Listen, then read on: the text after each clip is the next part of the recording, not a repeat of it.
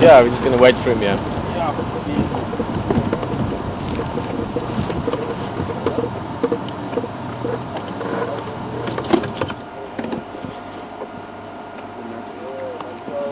I'm going to get a low one of him. He seems to be very calm and relaxed normally. Quite keen to get a nice low shot where you get the sense of the foreground in front of you. Look at all those drongos again. 1, 2, 3, 4, 5, 6 birds, 7 birds around him in total.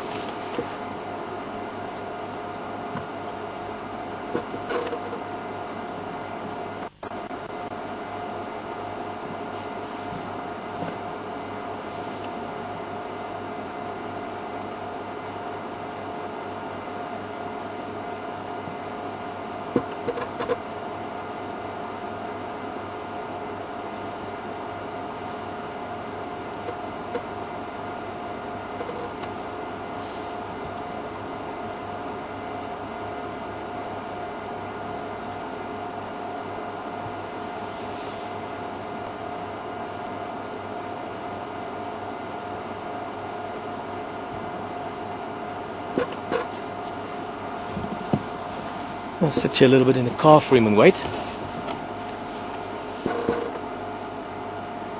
Really enjoying all these birds around him. It's like he's got this permanent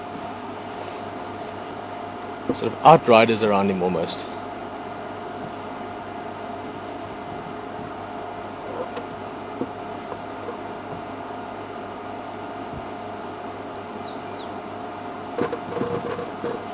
As a big elephant, I would put him probably at the age of, always difficult to say exactly, but I would say maybe early 30s, maybe even older. If you look at his skull and the indentations at the top of the head, sort of above the eye banks, maybe even say 35, 36. He's a big ellie, not the biggest elephant I've seen at that age. He put him probably at about 5 tons, 5.5 tons maybe. I would even go as far as to say that I think Wonky is possibly taller than him at the shoulder, huh, Rexon? Yeah. Wonky's bigger. He's been growing lately. Look at how he's using that tusk, even though it's a little short one, using it to break the branch off there.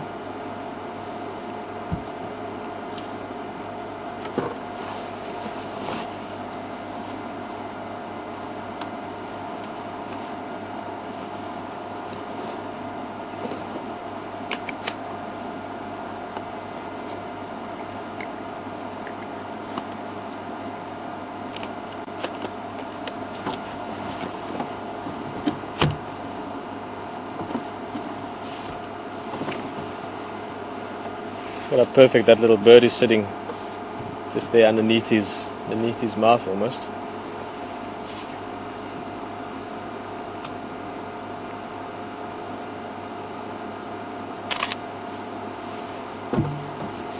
Just a reminder again where the name is derived from.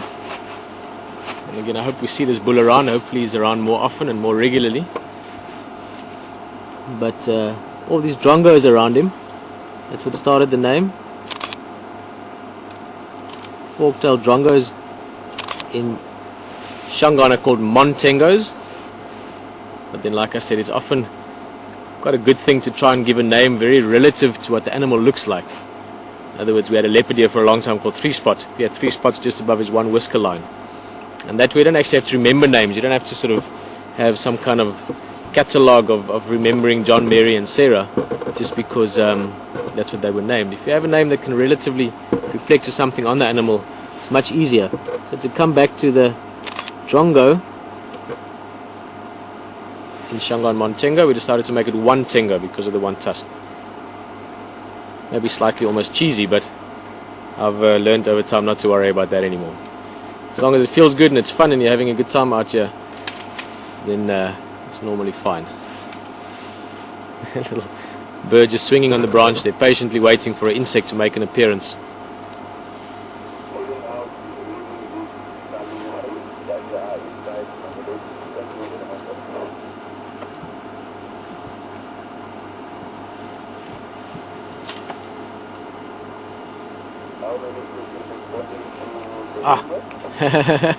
Off goes the drongo.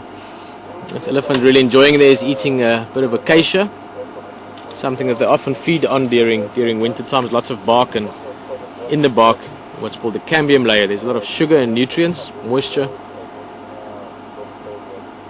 So even though it might not look like much to us, it certainly is worth the while for an elephant to eat.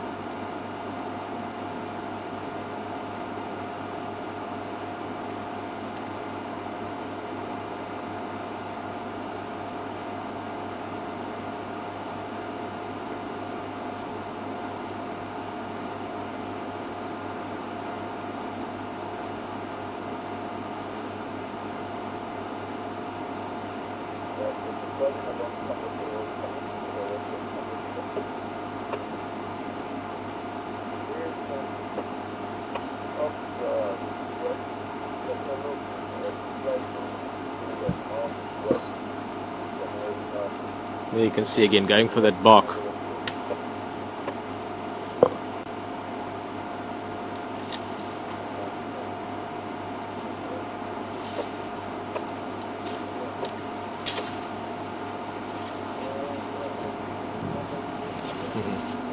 He's got a very gentle way about him. That's what I liked about him from earlier as well. He's just very calm, very slow moving, not unaware. In fact, he's very aware and alert to his environment.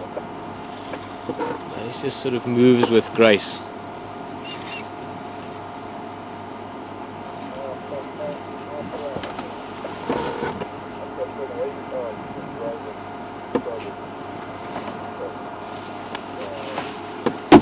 I'm going to follow along a little bit more.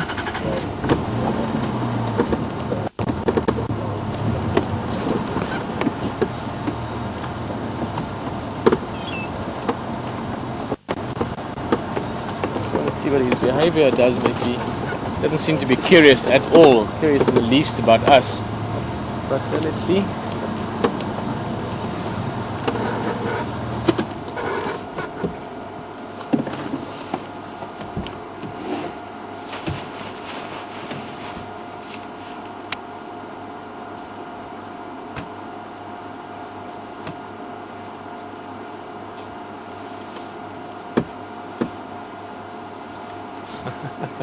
Again, he's got his whole entourage of drongos just sitting around the front of him wherever there's movement. So when he's busy feeding, when the trunk is moving, they're waiting for that.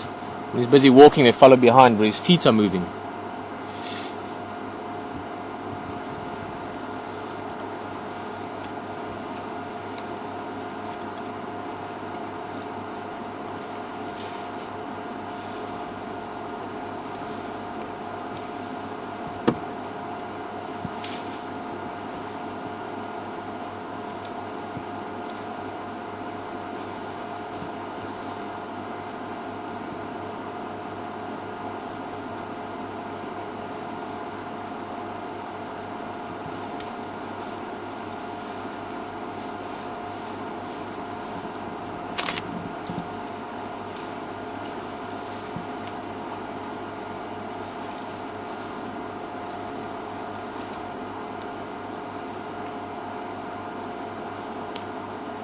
Gentle giant, sir. Big elephant like him, like I said, he's not a monster, but he's certainly not small. Probably weighs about 5.5 tons or so, so he's eating about 250 kilograms odd a day. Or that maybe 500 pounds.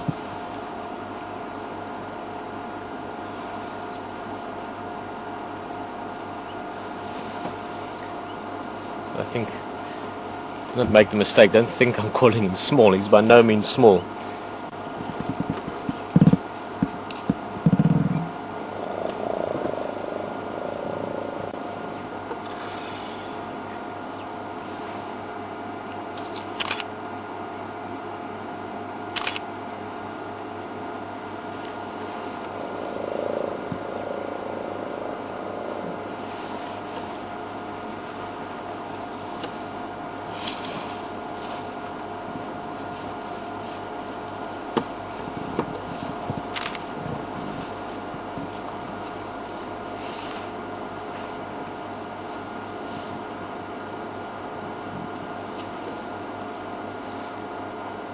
You have to wonder what he thinks about. He's got the whole day to, at leisure, cruise around by himself.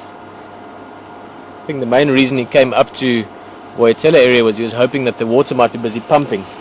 That's why he stood there for a while, he slept there for a while, took his time, and now he's deciding maybe to go look somewhere else for fresh water. Most animals actually, but elephants to a larger degree even, they would gladly walk quite a few kilometers for nice tasting water, even if they have some other brackish water closer by.